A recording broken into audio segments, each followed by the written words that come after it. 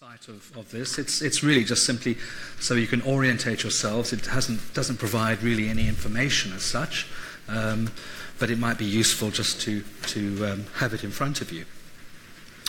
All right, so today's lecture is going to be at last devoted to Greek philosophy. Remember, yesterday we were looking at the concepts, and there were many of them, although perhaps there was some sort of coherence, but the concepts of the gods in this very, very diverse, widely spread diaspora culture that we call ancient Greek civilization.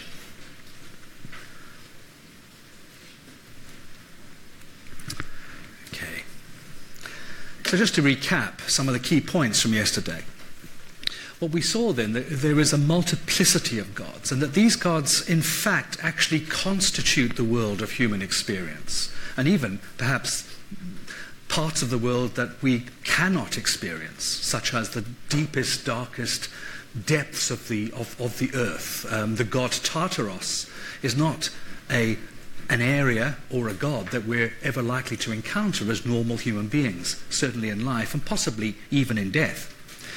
So this is the strange thing, that the universe, let's use that term, although it's a little bit anachronistic, but the universe is effectively made of gods. The universe comes into being as the gods themselves gradually come into being through a series of sexual intercourse activities and then the progeny of those activities.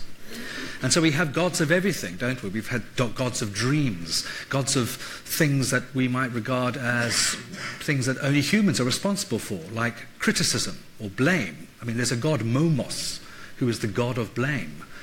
The god Hypnos, the god of sleep. All right, animal sleep as well, we know that. But, you know, other things that are almost entirely human. The goddess Justice. You might think that's an entirely human concern.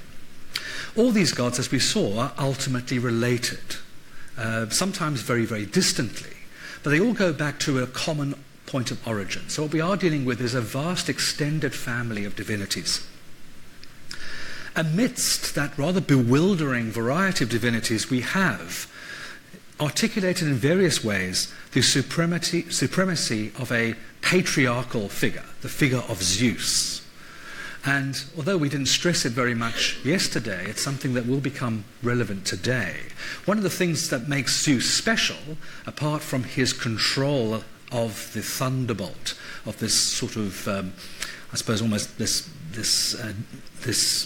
device of violence. It's almost like having access to nuclear warheads, and Zeus being the only one who has access to nuclear warheads. This thing that can destroy anything. Apart from that, there's also what the Greeks call his nous, or noos. Depends on the dialect of Greek we're using. In Athenian Greek, nous. Nous is a difficult word to translate, but it's something like his mind, his intelligence. So it's a combination then of physical force, or at least the possibility of using physical force, and his particular privileged mind that seemed to somehow sort of substantiate Zeus as the supreme god at the moment and possibly in perpetuity. So Zeus is often labelled a father, the father of gods and men. But other words are used as well. One that's going to be key in a moment is this term steersman. It's a very interesting term. It's, of course, the term that the Greeks use for somebody who controls a ship. That doesn't have to be the captain, doesn't have to be the man in control in that sense, in command of the ship, but the person who is able to navigate the ship. That's what the steersman is. He's also sometimes called chieftain or king, and other things as well. Zeus, as we saw, is often regarded, at least by humans, as the guarantor of various forms of ethical conduct. The protection, for example, of guests and hosts. So Zeus, in a way, protects what, for the Greeks, comes closest to our concept of international law, treating people that you don't actually share normally values and laws with in a decent fashion. And other forms of ethical conduct as well. Remember how we saw that on occasions in the epic poems, the characters seem to assume if somebody is being punished, that it wasn't a human who punished them, but the gods themselves almost spontaneously punished this person. And although we didn't have time to look at those passages, Hesiod, for example, in one of his poems, actually tells us that if one or two people are very bad and wicked in a single city, sometimes that entire city will suffer at the hands of Zeus through plague and natural catastrophe. So even a few bad eggs in a larger community, they will effectively sort of poison that community. The community suffers by a kind of ethical fallout, if you like. We also saw, lastly, a tension, which I believe, again, is going to be very significant as we look at the philosophical concepts of God. And that is the tension between divine tranquility, I think illustrated nicely by the notion of the habitation of the gods on Mount Olympus, a place where there is no weather. It's always a beautiful day on Mount Olympus. There's no kind of wind, it's not too hot, it's not too cold, it's perfect. And the idea of the gods feasting in this environment. I must stress that I would not read that as any kind of transcendence. This is not a transcendent state as such. But there's a tension between that notion of gods as beings who live a blessed life in tranquility and the activities that we see them engaged in the many stories told about them by the poets. Because they are embroiled in human affairs. They are, if you like, constantly being bothered by people's requests and prayers. And it's not just that they are bothered because they feel obliged to, although sometimes they do, but also because they have emotional feelings and they feel sorry for us or angry at us at various stages. Now that's going to be becoming quite important, I think, this notion about this tension between tranquility and activity. How involved are the gods in the world? All right. Now maybe we should start very briefly with some interesting, I suppose, indicators that the picture I gave you yesterday is of course not the only picture. And we do pick up some hints, sometimes very explicit hints, of disagreement with the picture offered by poets like Hesiod and Homer. We'll also see that from about 500 BC, if not even earlier, some Greek poets and thinkers started to re-examine those myths and stories and read them in a particularly different way. We have the earliest examples of what we could regard as some kind of allegorical reading of the poems like the Iliad and the Odyssey and the Theogony. And also in the period of, say, the 6th and early 5th centuries BC, we're starting to see these competing religious movements, for want of a better word. Mystery cults, mystery religions, notions that there's a sort of a privileged access you can get to divinity by undergoing initiation into a particular cult. That you are somehow perhaps enlightened and that there are material consequences for such enlightenment. Typically, we believe, perhaps some sort of special treatment after death. An example that will crop up a little bit perhaps tomorrow when we talk about Plato will be something like Orphism, which is an interesting movement, religious movement of the latter part of the 6th century BC. And it involves, it would seem, something that satisfies people's aspirations for a different sort of existence in the afterlife, and also perhaps a different sort of relationship with specific gods from the Greek pantheon. This is a lovely piece of papyrus from Oxyrhynchus 2102, and it contains some columns of text which actually are from Plato's dialogue, the Phaedrus. And the reason why I've put it on here is because in this little section here, starting about here, we have the following text. Now the Phaedrus by Plato actually survived antiquity. It was transmitted through the medieval period, through the Byzantine period, down to the modern era. So we do have a continuous line of transmission. But we also have, rather nicely, recovered from by archaeology, papyrus fragments of Plato's works, including the Phaedrus, which supplement our sort of knowledge of the textual tradition. Anyway, so this little passage from Plato's Phaedrus, it's where Socrates is in conversation with a man named Phaedrus, and he tells us this interesting story. He says, there is an ancient atonement for those who stray in the telling of myth, an atonement of which Homer did not take notice. First of all, it's quite an interesting idea. What does it mean to stray in the telling of myth? Aren't myths just stories? Who owns them? Is there such a thing as a correct story? Is there the right story as opposed to the wrong version of the story? When we're dealing with early Greek poetry, surely there is no right story. It's whatever version you have. Anyway. But Stesichorus, after he had been robbed of his eyes because of his slander of Helen, was not ignorant as Homer had been. Now, what that, of course, relies upon is our knowledge, or the tradition anyway, that Homer was blind. So the poet Homer, by a very strong tradition, was blind. What Socrates is doing is obviously referring to a tradition that Homer was struck blind as a kind of divine punishment for telling lies about the gods. Specifically, the goddess Helen, Helen of Troy. Stesichorus, on the other hand, who's a later poet than Homer, as you can see from his very rough dates, we don't know precisely when he lived, realized, he guessed, that he'd suddenly lost his sight because he'd slandered the goddess.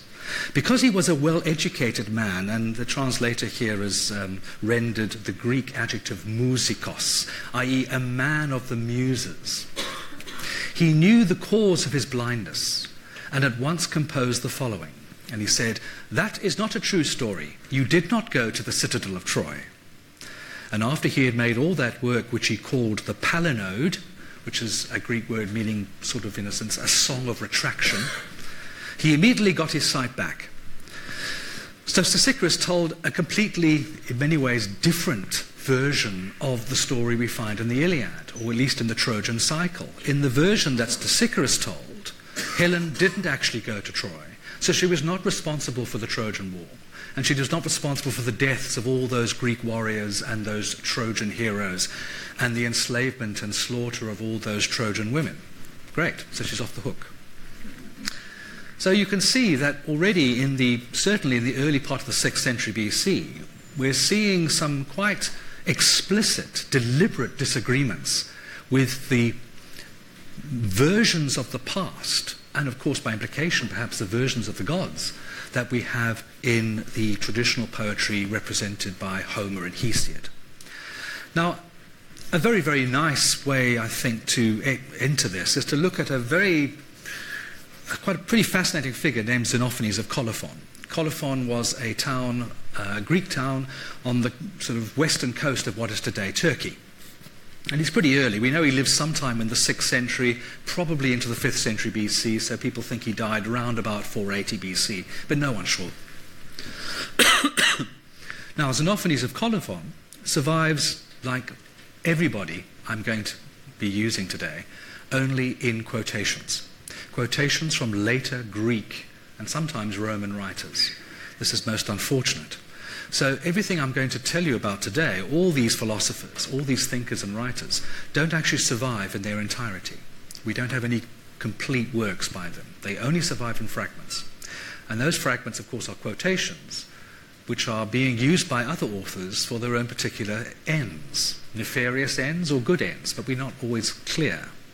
And sometimes it might make a difference. Anyway, one of the surviving quotations from Xenophanes goes as following. Not from the start did the gods reveal all things to mortals, but in time by inquiring they make better discoveries. Now, very important to stress here that Xenophanes is a poet. He is composing in a particular kind of meter, the same meter actually that is used by Homer and Hesiod, the hexameter line. So the way he speaks, if you like, the style, the form in which he speaks is very, very traditional. Perhaps because it's traditional, it has authority. It's respected. It's part of the kind of cultural authority that these people respect.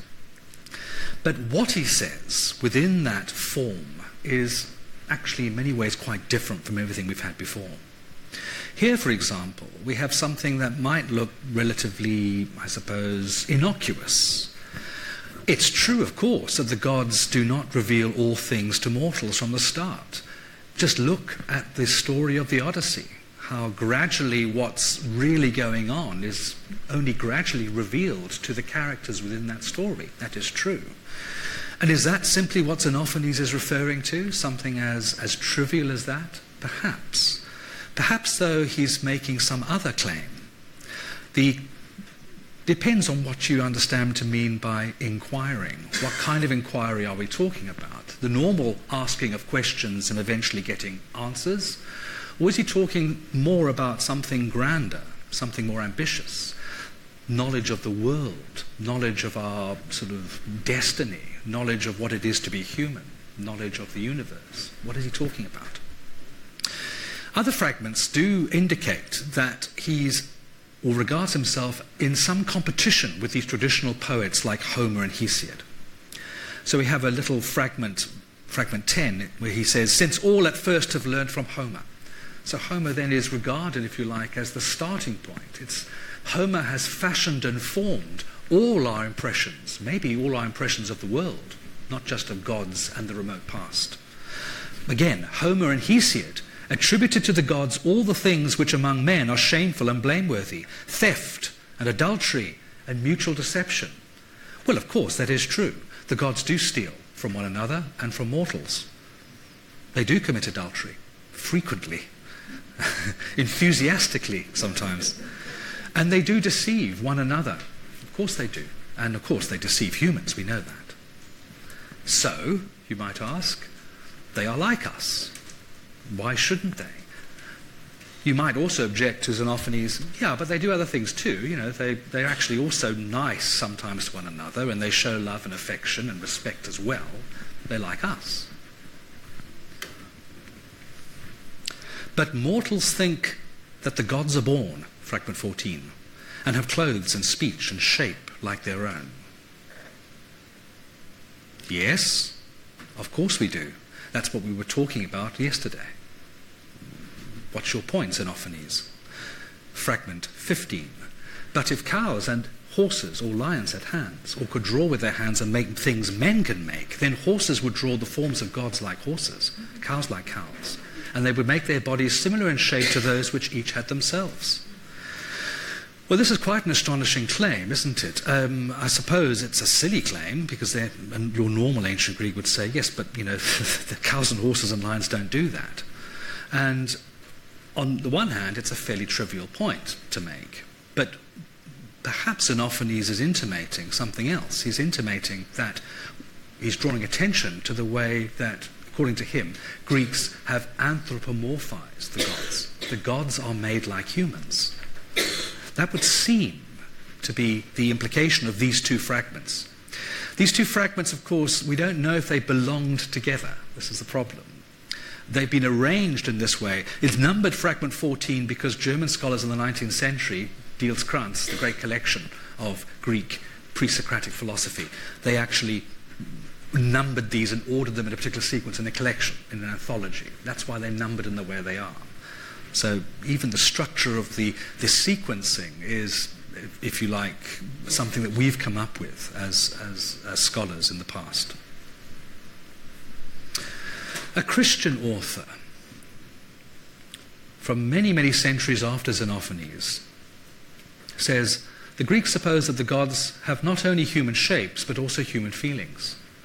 Just as each race depicts their shapes as similar to their own, as Xenophanes of Colophon says, the Ethiopians making them dark and snub-nosed, the Thracians red-haired and blue-eyed, so too they invent souls for them similar to their own.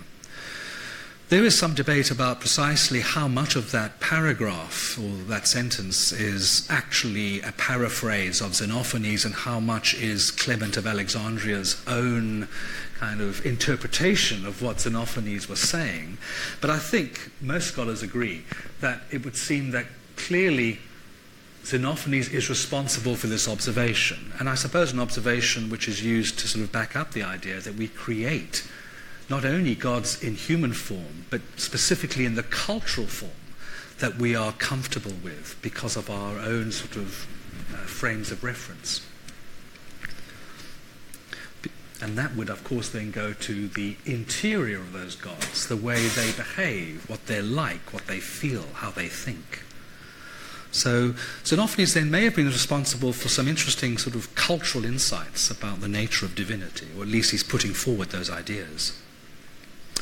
Well, that was all, if you like, negative and destructive, or potentially destructive.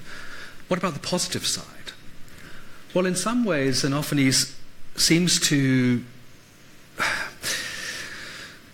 not be particularly confident about being able to say anything reliable about God or gods. He says, "The clear truth no man has seen nor will anyone know concerning the gods and about all the things of which I speak." This is fragment 34. For even if he should actually manage to say what was indeed the case, lovely, he might be right, nevertheless he himself does not know it. So you may hit upon what is actually correct, but how would you know what you've hit upon is correct? But belief, the term he uses there is dokos, is found over all. We don't then have knowledge, it would seem, according to Xenophanes. Knowledge is not really possible, or at least it doesn't, it's not to be found at the moment. What we rely upon as human beings in our grasp of things that are beyond our seeing is belief. Now, the problem, though, with this particular fragment is that we owe it to, again, a later author. No one knows entirely when he lived, but probably in the 2nd century AD. Wonderful guy, Sextus Empiricus, who's a representative of the skeptic school of philosophy. Unfortunately, a school we won't have time to look at this week. And the skeptics are more or less convinced, as far as they can be convinced of anything, that the only way to proceed in life is to suspend belief, suspend judgment on everything. This can lead to extremes, and there were some extreme examples. Some skeptic philosophers, for example, wouldn't even get out of the way of an oncoming lorry because they weren't sure really whether there was a lorry coming towards them or not. So it does get a bit ridiculous. Sextus Empiricus doesn't seem to be that extreme. But I mention that because Sextus Empiricus is our source for this. So he's clearly hunting for quotations from the great thinkers of the past that will in some way validate his own philosophical beliefs. We have to bear that in mind. Still, presumably Xenophanes did say this, but in what context we're not sure. And finally, before we leave Xenophanes, there is one God, greatest among gods and men, similar to mortals neither in shape nor in thought. So we've moved from the idea that gods are anthropomorphic because we make them so, and even Greek because we make them so, or Ethiopian because we make them so, or South African because we make them so. We've moved from that now to a view that actually there is one God. And that is not like humans, mortals in shape, nor in thought. Now, there's again considerable debate in the scholarship and interpretations of this text as to whether we are talking here about what we would ordinarily regard as monotheism, i.e. there is only one God, or whether we're talking about something else, henotheism, where you're not saying there is only one God. There may well be other gods, but you're saying that only one really counts, or only one really stands out, or only one is the one that you particularly favour for worship. So there are various forms of henotheism. Seems to be a term actually invented by a German scholar in the 19th century. Most scholars seem to think that Xenophanes is opting really for a henotheistic view, that he's not denying necessarily that there are other gods, and that might be suggested by this somewhat formulaic phrase, greatest among gods and men. but it's a difficult one. And what is this God like? Always he remains in the same state, changing not at all, nor is it fitting for him to move now here, now there. So this is a God that doesn't move. This is a God that doesn't change his form. He doesn't change into shepherds or into birds or into golden showers of rain in order to get at a particular beautiful maiden who's locked up by her father. There's no transformation of this God. There's no movement. Always the same. Is he given a name? No, he's not given a name. And presumably to give him a name would, or it a name, or her a name, because maybe again, if it's not like mortals in shape or thought, then presumably it doesn't have, like all the other gods have, genitals. And so it can't be attributed a biological sex. Impossible. So, presumably even neuter makes no sense either, because that's a mortal category, potentially. So yeah. So what is this God like? Like nothing that any Greek before really has necessarily thought of. And what does this God, how does this God act? And what is this God's relationship with the world? Well, we're not told very much about that. Fragment 25, but far from toil, remember that issue of tranquility? Far from toil, he governs everything with his mind.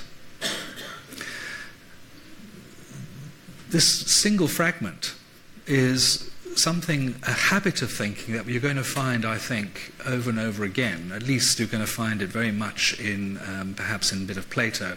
And I would suspect, although I'm not giving that lecture, Tom Anger's giving it, I suspect it's going to be relevant to the Aristotelian conception of God. So maybe just remember that one, fragment 25.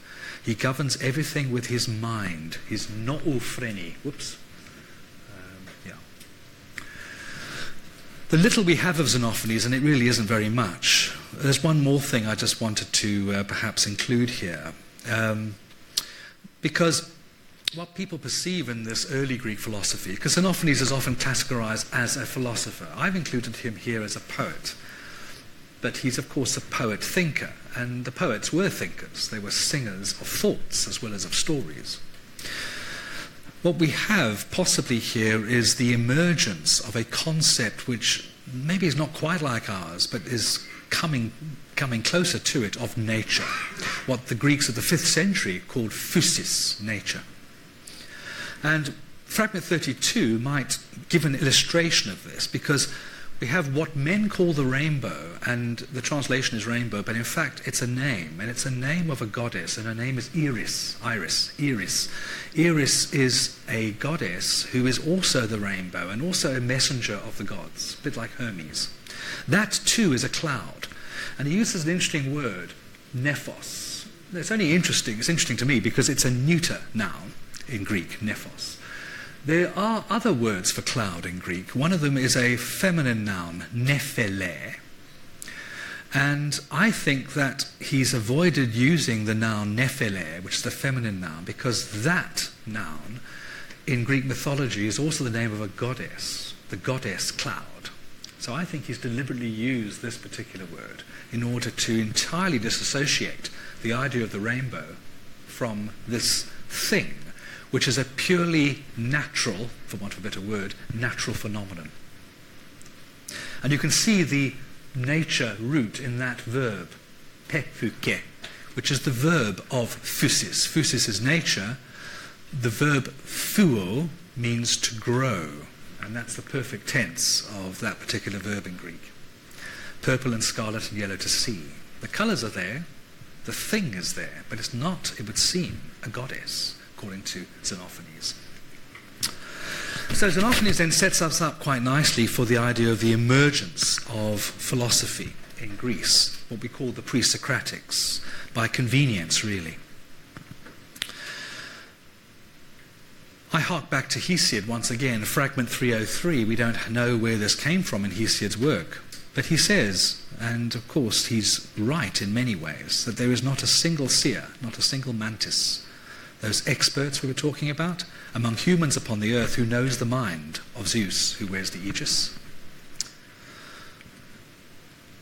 The area associated with the first emergence of what we come to call Greek philosophy is area called largely Ionia. Ionia is an area of Turkey, of course, settled by many settlements, settled by the ancient Greeks, and united by sort of kind of, I suppose, ethnicity to a certain extent, but also language. So Ionic Greek is a particular kind of Greek. And key in the spread of Ionian culture is a city called Miletus. You'll see in the reading you might do on pre-Socratic philosophy, they speak very often of the Milesian philosophers, because many of them, or several of them, come from this town, this city of Miletus over here. And you can see from the stars that Miletus is incredibly productive in the founding of colonies throughout the Black Sea. So it's a very, very expansive, outward-looking city. Some people suggest that the cultural exchange that Miletus was engaged in resulted perhaps also in an intellectual sort of set of revolutions. That's quite possible. We don't have time to investigate that. Now, the thing that, just in general terms, seems to characterize quite a lot of this early philosophy are questions such as, what is the world made of? And normally Greek would know, well, it's made of gods, right? Because, Hesiod has told us that. But what we tend to find is that these philosophers, rather than simply adopting the sort of plurality of entities which make up the universe, there's an attempt at a certain economizing. And you'll sometimes see terms like monism and pluralism in the scholarship describing pre-Socratic philosophy. The monists are those who seem to say that the stuff out of which the world is made is effectively one thing. It's this or it's that. The pluralists will say there is more than one thing that makes up the world. That's the sort of simple distinction between the two. We also have the concept emerging of what Aristotle certainly labels the arche, which I think is probably best translated as principle. The arche is that from which everything comes and into which everything is destroyed. It is the fundamental material from which, out of which, the world is made, if you like, or comes into being. But it's also something that is that which into which everything will eventually, if it does come to destruction, will be destroyed into. It becomes that thing once again. In addition, though, apart from this persistence and immortality, because then it persists throughout the various kind of transformations it undergoes, it has the ability to transform. And because it has the ability to transform, it is, as Aristotle, I think, rightly identified, effectively a divine material, because it has all the characteristics of the divine. In the Metaphysics, Aristotle tells us that most of the first philosophers thought that principles in the form of matter were the only principles of all things. For they say that the element and first principle of the things that exist is that from which they all are and from which they first come into being and to which they are finally destroyed, its substance remaining and its properties changing.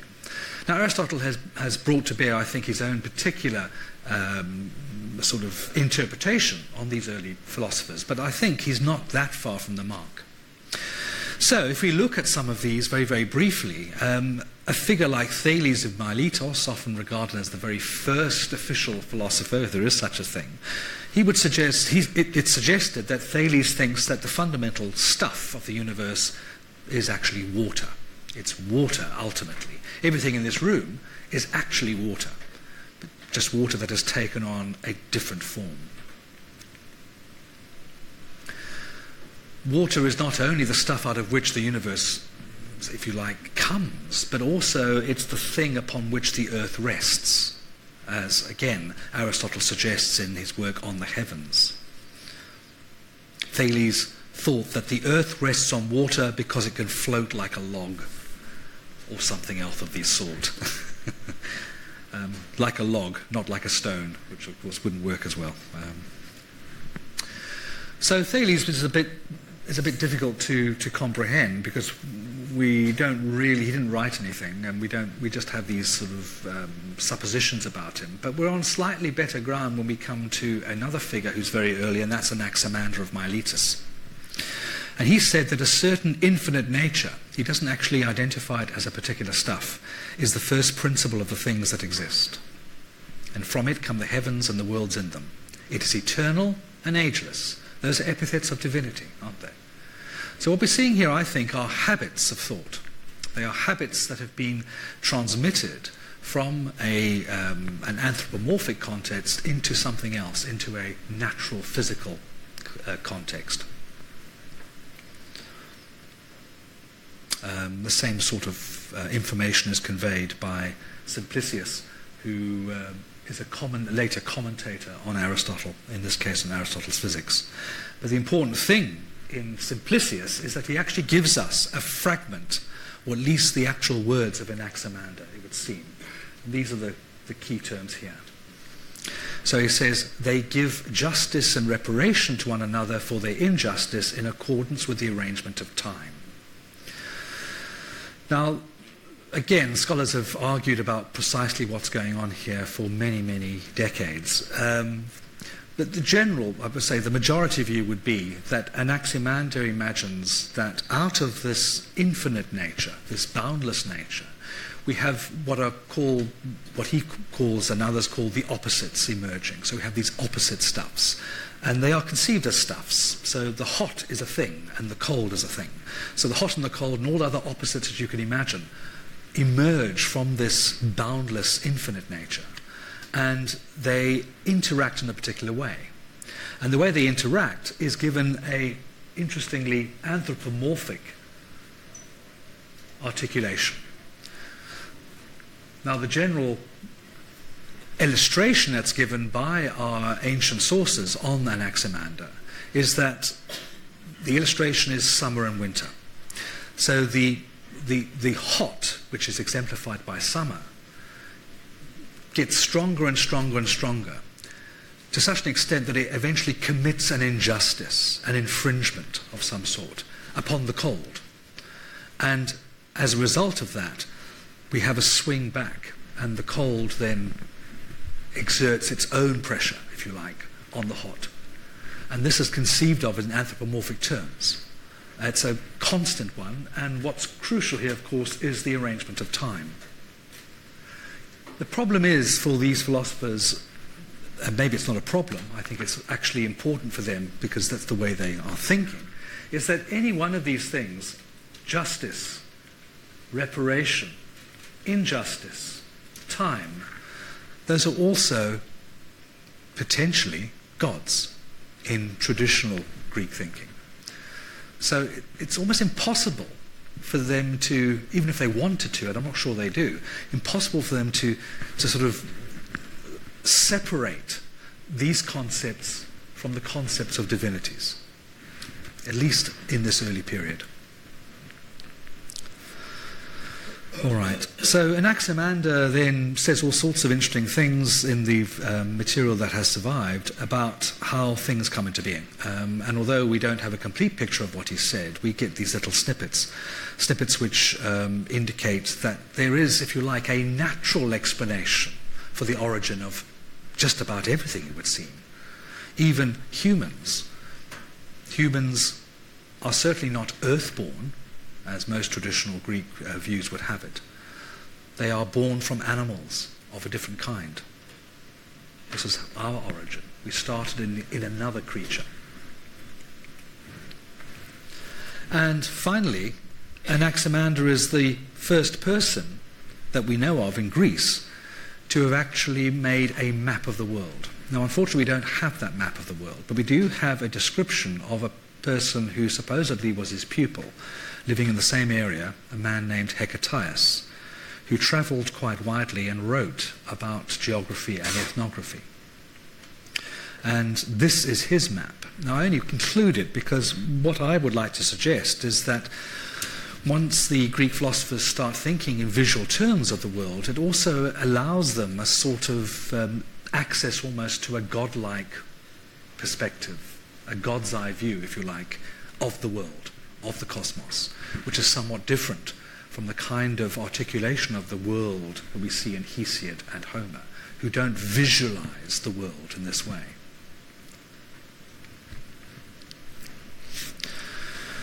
Now, Anaximander, unlike the earlier chap I spoke about, Xenophanes, he actually wrote, we believe, in prose. And that's another, perhaps, little sideline we could go into, but we haven't got time to. That what we also find with this new way of thinking, if that's what it is that prose is sometimes used as opposed to poetry, as opposed to song, to articulate the ideas. There's no even evolution of this, as we'll see in a moment. But Heraclitus of Ephesus, another Ionian, but from a different city, the city of Ephesus, intriguingly, also writes in prose, but in a very, very strange kind of prose. Now, Heraclitus is notoriously difficult to interpret. Once again, he only survives in these quotations, these frustratingly short quotations. However, even if we had his entire book surviving in its entirety, it's possible that we would still be frustrated, because Aristotle, who only lived a couple of centuries after him, who was able to read the entire book, actually tells us it's difficult to read. So it's not, we're not clear. And I think this is deliberate. Heraclitus, as I can claim here, Heraclitus is speaking in a very, very deliberate way. In some ways, he's speaking like a god. And of course, he's not speaking in his own voice. Fragment 50, listening not to me, but to the account, the logos. It is wise to agree that all things are one. I'm not too concerned about the content of that particular, or the claim that's being made there, but I'm more interested in this idea of what the logos is. What is this account, this logos? Somehow the logos and the me, who is actually doing the speaking, are separated from one another. Now, this is a problem that I alluded to, I think, at the end of yesterday's lecture. And that is, on what authority do we say what we say? Why should you believe me as opposed to somebody else who is singing about the gods? And this is an ongoing problem. In the case of Heraclitus, the attention is diverted from me to this other thing. And this other thing, the account, is given, for want of a better word, I suppose, a sort of transcendent status. It exists despite Heraclitus. It exists despite all of us. It is there. Now, there's something paradoxical about that, because logos is a very difficult word to translate, because it can mean word, it can mean story, it can mean reasoning, it can mean thought, it can mean account, it can even mean something arithmetical, something to do with mathematics. It can mean all of those things in a particular context. Sorry to interrupt. No. That not be that can be seen as listening not to me but to the truth. There are certainly claims being made about that, absolutely. So in other words, the logos must be a truthful story, a truthful account, a truthful argument. Exactly. It must be in some way self-sufficient, even if we cannot understand it. That's why we listen to it. That's why we are invited to listen to it.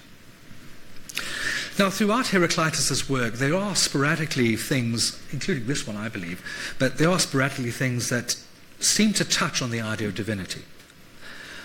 The problem is they're incredibly difficult to interpret. So, for example, fragment 53 says that war is father of all, king of all. He seems to be deliberately there, provocatively, enticing the Greeks with a phrase that is associated more with Zeus. But instead of Zeus being labelled as he normally would father of all, we hear war is father of all. And what does it mean to say some it shows as gods, some as men, some it makes slaves, some free? The second half of that, any Greek would agree with. Yes, war does make some people slaves and it makes some people free.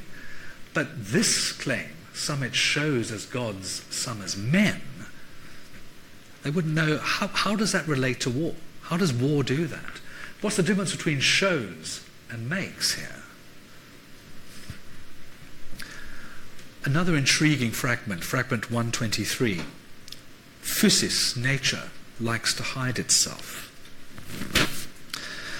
rather like gods do sometimes. So once again here I see a characteristic of the divine being transposed, if you like, onto this other concept, this new concept, the concept of nature. Fragment 30, the world, the same for all, no god or man made, but it always was, is and will be, an ever-living fire, being kindled in measures and being put out in measures. Well, again, some interpreters believe that what we're seeing here, is the choice that Heraclitus is making about what is the essential stuff out of which the world is constituted. And that is, of course, some version of fire, some fiery substance, some fiery stuff. This fiery stuff has divine qualities. It is, of course, ever-living. It is immortal. But in other situations, we get things which are difficult to reconcile with that. So fragment 32, one thing, the only wise thing, is unwilling and willing to be called by the name of Zeus. Does that mean that we have to make Zeus in some way connected to fire? Is Zeus still being acknowledged as a supreme deity? And what does it mean to say is unwilling and willing? What does that mean?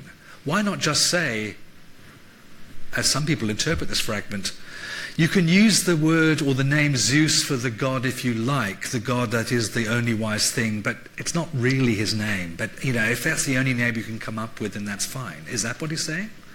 And if not, why not just say that?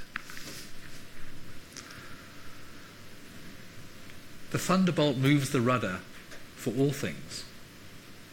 This lovely verb, oiakidzo in Greek. And oiax in Greek is actually because you normally have two rudder oars on either side of the stern of a ship, and there's a bar which connects them. Because you can't sort of reach over both and do that to steer. So you just have a bar, and you move the bar like that. And that's what an oiax is in ancient Greek. That's what the thunderbolt does. What does an ancient Greek think of when he thinks of a thunderbolt? It's the most famous weapon of Zeus himself. But why not just say Zeus? Is it Zeus? Or is it another way of talking about some other thing, some other substance? Is it just the thunderbolt? What kind of thing are we talking about? Something fiery? Something destructive? How does this all come together? So Heraclitus, I'm afraid, is incredibly frustrating. He's intriguing. I think he repays constant and careful reading and study. But ultimately, one gets a sense of frustration. And that's because, in some ways, I think, he actually talks like a god. He talks like a god talks to humans. And where in the historical period are we most likely to come across a god talking to humans? The oracle at Delphi.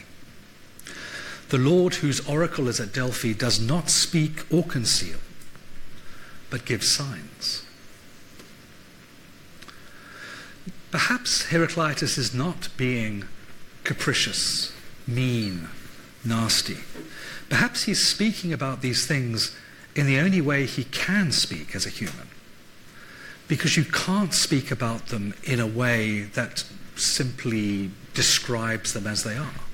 They defy that sort of description by human thought and human language. Maybe that's what he's saying.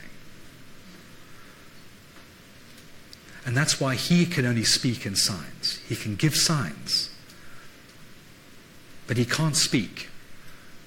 But because also he has a sense of responsibility to us other humans, he can't conceal either. It's intriguing. Yes? Am I right in thinking that described above where Delphi was know thyself? Yes, that's... Yeah. So that's what you're working on for yourself that you're Yes, absolutely. I mean, the cult of Apollo at Delphi seems to be... certainly evolves this idea that self-knowledge ultimately is where you have to start. And maybe that's ultimately all you can know. And even that you probably won't, but that's the only aspiration as humans we can have when it comes to knowledge. We're jumping ahead a little bit here, obviously. There are echoes of that, I believe, as I'll say tomorrow, in the picture of Socrates, obviously, in the Apology and elsewhere. Yes? On the slide before this one, you had a person's character is his God. Yeah, that's lovely, isn't it? Or you can translate it also as a god is a person's character. There's no is in the Greek, and there's no way in the Greek of telling which one is subject and which one is complement of the verb to be. So he's deliberately, I would suggest, he's deliberately being ambiguous. Most people take a person's character as his God as the translation. Remember also in Greek, to be happy or lucky, which is an aspect of character actually in Greek, is to be eudaimon, to be having a nice daimon. Whereas to be unlucky or sad, wretched, is to be kakodaimon, to have a bad daimon, a bad demon. So again, he's playing on those fundamental structures in Greek language. He's a really intriguing guy. Okay, but we have to move on from him, I'm afraid. On the other hand, we do see Heraclitus being quite critical of traditional forms of religion. So, for example, he says, the Greek view that you have to purify yourself, and purification is going to be a very important theme, actually, in this material, with blood. And you can't, of course, purify yourself. You have to get someone to do it. So if you kill your aunt or something, the only thing you can do really is to have a purification ritual, and typically, very often, that would involve having a small animal sort of sliced open over your head, and the blood would drip onto you. Someone else has to do that for you. You can't do it on your own. Heraclitus finds that ridiculous, as if one who had stepped into mud should wash himself off with mud, he says. And also praying to statues. It's like having conversations with houses. So he's clearly saying that without a recognition of who the gods and heroes really are, again, we're in this theme, aren't we? That they are not like they are presented in Homer and Hesiod and, I suppose, popular religion and cult. Right. Oh dear, I can see. What I might do, actually, is my very last guy, I might leave over for tomorrow, because it's not going to be such a problem, because I actually continue with him with Plato. But anyway, only a little bit of time briefly to talk about some of the Western pre-Socratic philosophers. And I'm meaning here Parmenides of Elea in southern Italy. Also sometime in the first half of the 5th century, between 500 and roughly 450 BC. And again, only surviving in fragments. We're very lucky. We have the first lines of a poem that he wrote. So notice, interestingly, Heraclitus writes in prose, Anaximander, among others, writes in prose, but Parmenides, even though he's later, if you like, than Heraclitus, is using poetry. He's using the same kind of meter as Homer and Hesiod do. And he describes a strange journey, a journey which we assume is a journey involving Parmenides. Parmenides himself is taken by a divine chariot to the palace or house of Night, the goddess Night, Nyx. And the gates of this palace are opened, and a goddess speaks to him. No one knows who that goddess is. So remember that question about Xenophanes as God that came up. What is the name of the god of Xenophanes? So here too, the goddess is not mentioned. Her name is not mentioned. There's a magnificent author named Peter Kingsley. I don't know if any of you have heard of him. He's written some amazing things. I'm going to definitely include them on a list of further reading for you. But he really opened up this poem for me in his interpretation. And he made a very convincing case, I thought, that the goddess is actually Persephone, who is the consort of the god of the dead, Hades. So what we have is a journey which is very much like a catabasis. But it's also like a description a very metaphorical description of initiation, because we have something revealed to the man. The young man is addressed by the goddess, and she tells him this remarkable thing. She tells him that he must learn all things, both the unwavering heart of persuasive truth, word for truth there, aletheia, and the opinions, remember the reference to opinion in Xenophanes, the opinions of mortals, broton doxas, in which there is no true trust, there's no pistis alethes. And what are these things that she tells him? Well, many historians of philosophy believe that in this passage of Parmenides we have the first illustration or example of the so-called principle of non-contradiction. But come, I will tell you, she says, preserve the account when you hear it. The only roads of inquiry there are to be thought of. One, that it is and cannot not be, is the path of persuasion. Again, unfortunately, that word persuasion, peitho in Greek, is also the name of a goddess. Actually, she's one of the attendants of Aphrodite. She's the goddess seduction. Persuasion, seduction, it's the same word in Greek. And, of course, very appropriately associated with the goddess of love and sex. How can an ancient Greek not, you don't even think of those associations when he thinks of this? For truth accompanies it. Another, that it is not and must not be. And this, I say to you, is a trail devoid of all knowledge. There's one or the other. Now, this is a notoriously difficult passage in pre-Socratic philosophy. Never been solved, really. One of the big problems is that the word is here, which is in the Greek, is fine, but there's no subject. We've used the pronoun because we have to in English. It. It is. Because we have to have a pronoun. But the Greek language is so formed that you don't need to actually express the subject of a verb. We just have the verb is. And it would be he or she or it is, depending on the context. But the context here doesn't really help us. Most scholars, therefore, put in a neuter. So what is this is? What is the thing that is? But these two options, if you like, that are presented by the goddess cannot coexist. And the goddess says that this one is not in any way connected to knowledge. Various interpretations. One of them is you can't think or talk about that which isn't. Quite simple. And if you can't do that, then there are consequences. So, I restrain you, she says, from the road along which mortals who know nothing wander. We are monstrous because we have two heads. For impotence in their breasts guides their erring mind, their noon. They are borne along like deaf and blind, amazed, undiscerning crowds, for whom to be and not to be are deemed the same, and not the same, and the path of all turns back on itself. Because we live with assumptions which are always contradictory.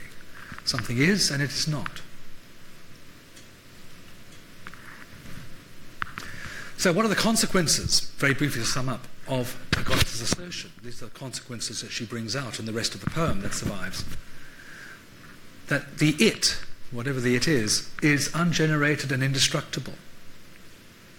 That's even more extreme than the normal Greek notion of divinity. Because even Greek divinities, with the exception of, interestingly, chaos, the great yawning hole at the beginning of Hesiod's Theogony, that terrifying yawning hole, that's all it is. With the exception of that entity, everything else is generated, isn't it? It all has an origin.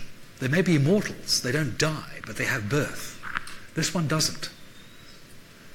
It's almost the first time we see the notion of immortality now stretching backwards as well as forwards, if we look at it simplistically. The first time in Greek. It is whole. undivided, of one kind, unwavering, continuous, complete, unmoving, the same, remaining in the same state. Think back to Xenophanes' notion of God, even though these authors are separated by several decades, at the very least. And there are restraints. The restraints represented by justice and this notion of apportioning. Again, Dike and Moira are both gods in Greek. So we have something then that clearly resembles a divine thing. And this thing, many interpreters believe, is what there is. Everything there is in the universe. That's it. But there are some bizarre consequences of this way of thinking, because all the things we associate with this world, change, growth, birth, absence, void perhaps, those are all wrong. They can't be right. Because these are the consequences of it is, quite simply. We really are running out of time. I am going to have to, I think, pick this up tomorrow. I hope that's all right. I'm sorry. I always find I get carried away with this stuff. So I will pick up tomorrow. I've got effectively one main pre-Socratic philosopher who I think leads into Plato quite nicely. So I'll need to talk about him. But I will briefly talk also about Empedocles tomorrow. Okay. Perhaps some questions just before we stop. Yes. You talked about fire and water. Yes. Is this the idea of the four elements not yet considered? You're absolutely great to foreshadow that, because you're absolutely right. Empedocles comes up straight after Parmenides, and it's with Empedocles that we get this reference to the so-called four elements. He actually calls them roots, funnily enough. He doesn't use the word elements. Later authors talking about him, because again Empedocles only survives in quotations, they use the term elements. They use that term, stoicheia in Greek, but he doesn't. He uses the word roots, maybe deliberately. Yes, the same word as for plant roots, rhizodomata, out of which he derives everything. So I think what we're seeing here, very, very, very briefly, what we're seeing in a lot of this is that the notion that the universe is constituted of divinities, that has actually, in my view, continued. What's happening, though, is that the personhood, for want of a better word, of that divinity is gradually being sidelined. It's being leached out, isn't it, of the system. In some ways, but in other ways, of course, the divinity is in some ways perhaps entirely immanent within the universe. People talk about a lot of pre-Socratic philosophy as being almost sort of pantheistic in many ways. And depending on whether the attitude you take, it's either theistic or atheistic pantheism, if that is the contradiction in terms. Yeah. Sorry, yes. You mentioned the Oracle of Delphi. Where does that come into the picture? Is that later on, or is it something that's constant throughout the whole of Greek philosophy? It's certainly, by the time we're dealing with the pre-Socratics, it already seems to have established itself as a major centre. My recollection is that already from about 600 BC, Delphi seems increasingly to be becoming a favoured centre, and probably overtaking other centres like Didyma in Asia Minor, which seems to have been another oracular centre which was more popular than in Delphi in the earlier period, and continued to be very popular as well.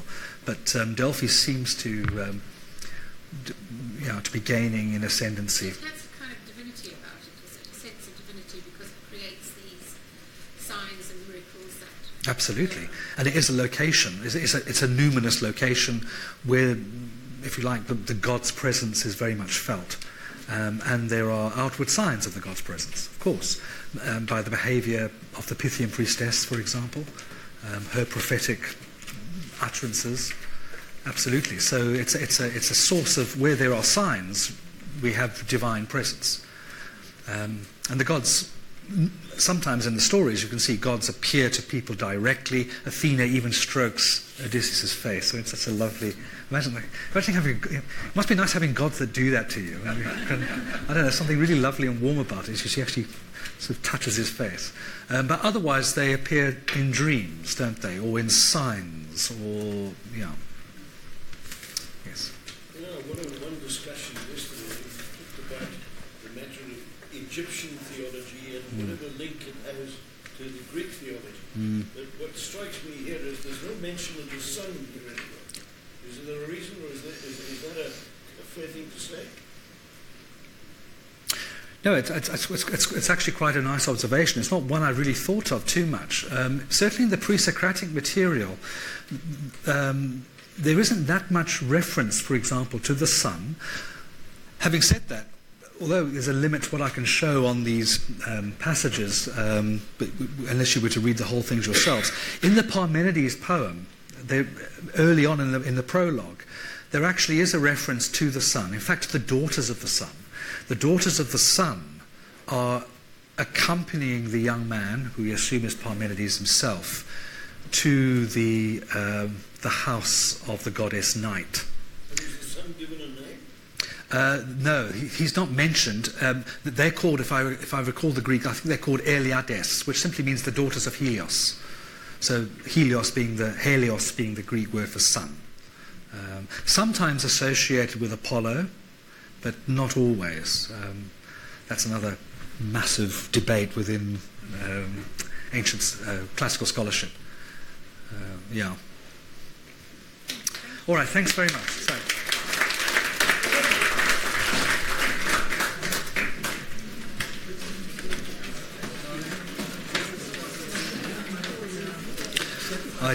I'm really...